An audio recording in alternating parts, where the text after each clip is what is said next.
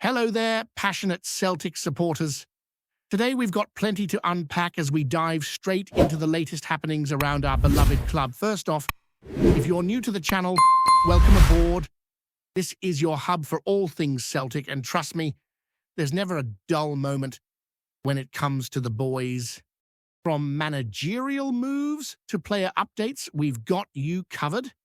Speaking of managerial moves, let's talk about the news that's had everyone buzzing.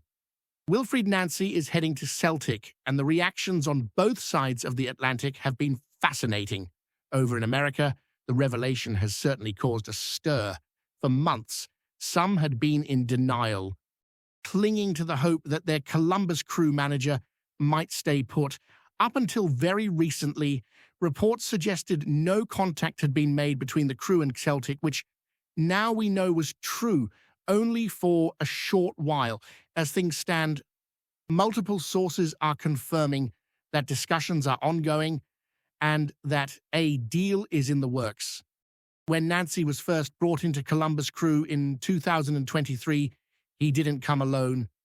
Key figures such as assistant coach Kwame Ampadu, fitness expert Jules Guan, and video analyst Maxime Charlier all made the move with him from CF Montreal, and it looks increasingly likely that some of this backroom staff will make the journey to Scotland alongside him. Reports suggest that Nancy has made it clear he wanted to pursue a coaching opportunity overseas, and Celtic, as one of the most storied clubs in world football, offers him the perfect stage. The Americans may have tried to convince him to extend his stay with promises of being the highest paid coach in the league. But Nancy's sights have been set on Europe for a while. It's a testament to his ambition and professionalism that he's thinking long-term and ensuring any transition is timed with the MLS offseason, giving Columbus the best chance to find his replacement. Now, over in Glasgow, the excitement among fans is palpable. Many are looking forward to seeing how Nancy will stamp his authority on the squad. He's known for being meticulous, innovative, and adaptable, qualities that will be crucial given the current challenges at Celtic. Some skepticism is natural. After all, every managerial appointment comes with its share of doubts. But if his track record in North America is anything to go by, there's every reason to be optimistic. His years at Montreal showed his ability to develop talent, manage diverse squads, and compete consistently at a high level. It's these attributes that make him such a compelling choice for Celtic as the club navigates its ambitions both domestically and in Europe. The narrative emerging from the United States is striking. Journalists and analysts alike are acknowledging the loss for the MLS while highlighting what a gain it is for Celtic. The praise isn't just about his tactical nows, it's also about the character he brings, the way he builds relationships with players, and his focus on fostering team cohesion. Observers have been quick to highlight his influence in developing younger players, which is a huge plus for a squad like ours, always looking to blend experience with emerging talent. Talking about backroom staff, there's plenty of interest in who will join him. Kwame Ampadu and Yoann Damer are strong candidates, given their previous collaborations and shared experiences across Montreal and Columbus. Ampadu, for instance, has an impressive coaching background, including time at Arsenal's academy and stints in Monaco and Montreal, working closely with Nancy. His experience with youth development could be vital for integrating Celtic's younger prospects into the first team setup. Meanwhile, Dame's coaching journey is particularly remarkable. Starting at just 16 years old in France, he built his career from the ground up, progressing steadily through various levels before joining Nancy in North America. His hands-on approach and deep understanding of player development make him a perfect complement to Nancy's tactical style, particularly when it comes to nurturing emerging talent and maintaining cohesion within the squad. The combination of Nancy, Ampadu, and Dame promises a backroom structure that is both familiar to the manager and strategically positioned to make an immediate impact at Celtic. They bring a blend of tactical acumen, player development experience, and the ability to adapt to the unique challenges of Scottish football, which will be key in the months ahead. Of course, it's not just about managerial appointments. The player news is equally compelling. Unfortunately, not all updates are positive. Young talent Kyle Ure has suffered a significant hamstring injury while away with Scotland's under-21 squad. It's a tough blow for a player who has shown immense promise, and for a team looking to cultivate its next generation. Ure has been praised for his understanding of the game, his commitment, and his ability to learn quickly, attributes that make this injury even more frustrating. The recovery period is expected to last up to 3 months, meaning he'll miss crucial fixtures and valuable developmental time. Still, with proper rehabilitation and support from the club, there's every reason to believe he'll return stronger and ready to contribute meaningfully to the first team when the time comes. Meanwhile, Matt O'Reilly continues to draw attention abroad. Reports from Marseille suggest they are keen on holding discussions with Brighton to explore the possibility of signing him permanently in the January transfer window. While the French side has no obligation to purchase, it's a sign that his performances are attracting international interest and that his development is being closely monitored. O'Reilly has thrived on loan, adapting well to his current environment, and it's encouraging for Celtic fans to see former players doing well and maintaining strong ties to the club. There are even anecdotes from fans who've encountered O'Reilly and noted the enduring Celtic connection, demonstrating the lasting bonds forged through the club's culture and history. These stories, while small, reflect the broader influence Celtic continues to have on players long after they've moved on. Looking ahead, there's an undercurrent of optimism mixed with cautious realism. Nancy's appointment, the potential arrival of trusted backroom staff, and the continued development of emerging talents like Ure and O'Reilly create a narrative of renewal and ambition. It's a period of transition, yes, but also one brimming with potential. The combination of experience, fresh ideas, and a clear plan for nurturing talent suggests a club that is committed to long-term growth while remaining competitive at every level.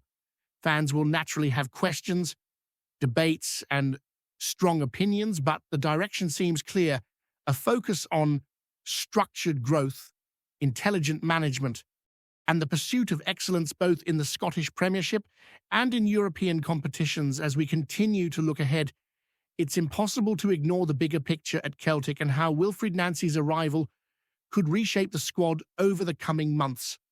His track record suggests a manager who is both ambitious and meticulous, one who studies his opponents closely while also nurturing the potential within his own team.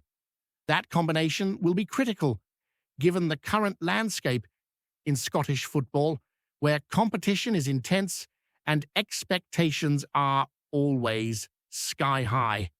Celtic fans are used to a club that demands success, and Nancy's challenge will be to not only meet those expectations, but to instill a sense of identity and resilience that will carry the team through domestic campaigns and European adventures alike.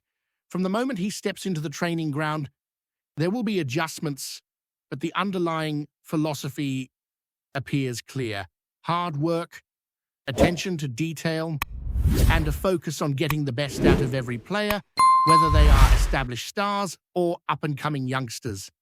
In practical terms, that means we can expect Nancy to assess the current squad with a keen eye. Some players will find themselves adapting to new demands, new tactical systems, and potentially different positions on the pitch. For fans, this could be both exciting and unnerving, as changes often come with a period of adjustment. But it's worth remembering that Nancy's approach in the past has always been about building cohesive teams rather than relying solely on individual brilliance.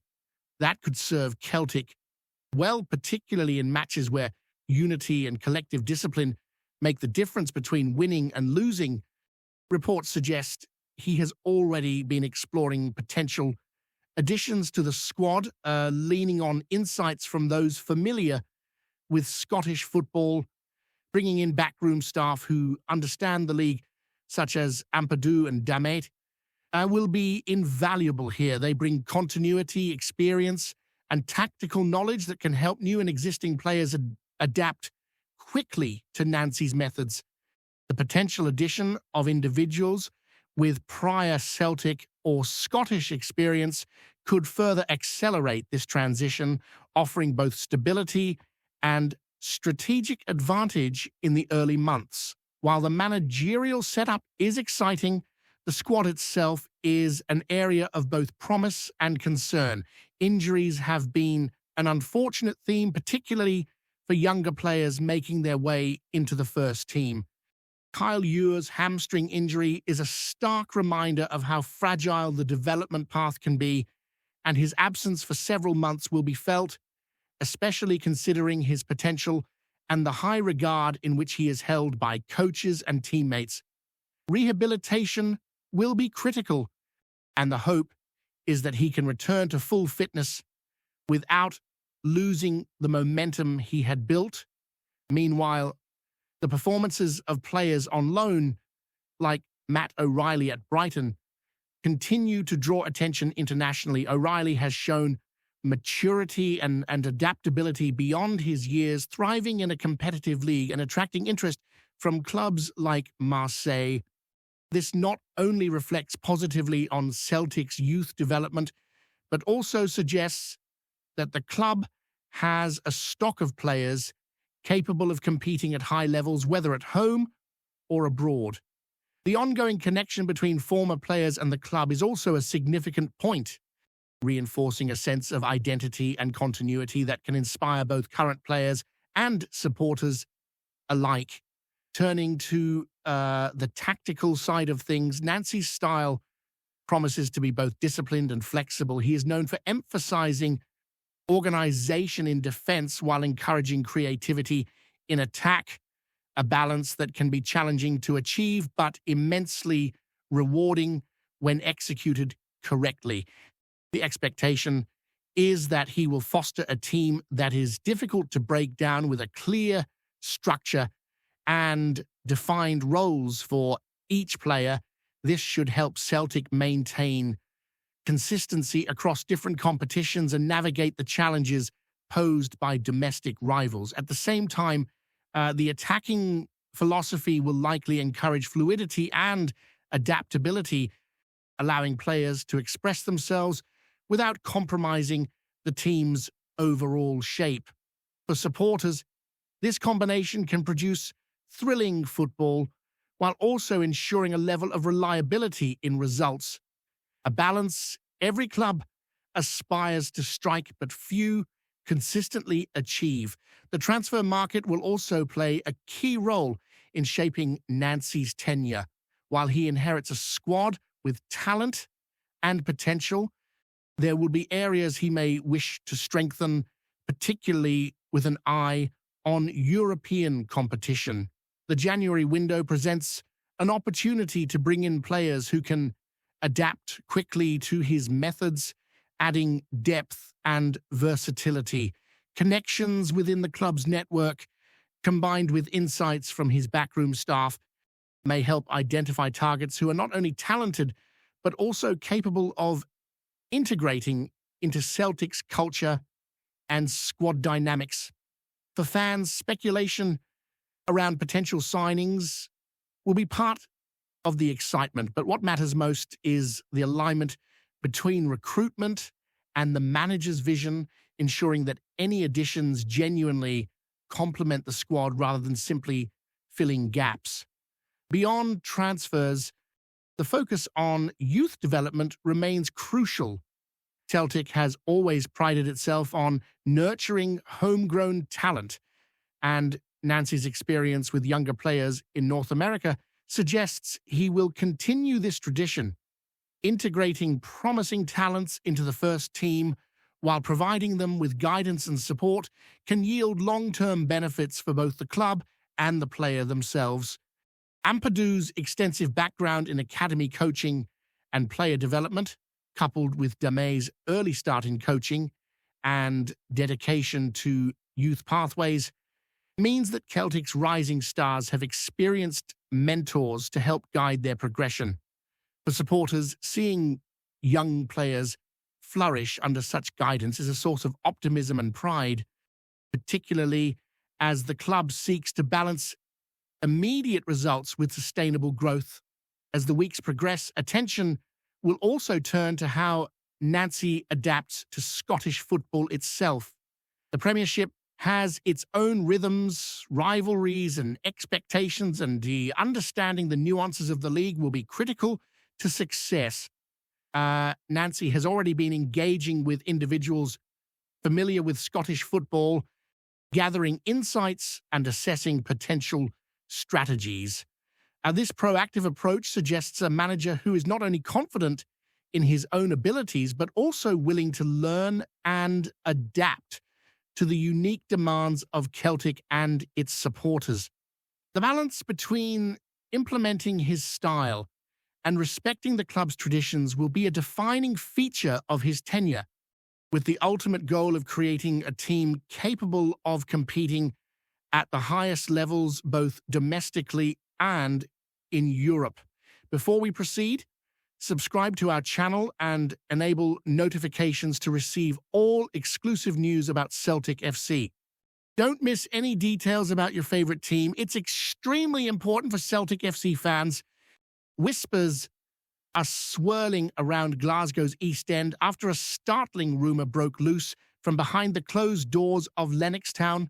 Word is that Callum McGregor, the beating heart of Celtic's midfield and a figure many assumed would retire in green and white, has fired a quiet but unmistakable warning to the club's hierarchy.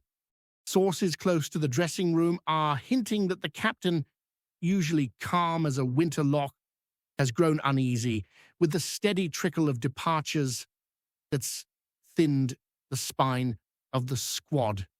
And now, according to those same whispers, he's laid down a line that few imagined he'd ever draw.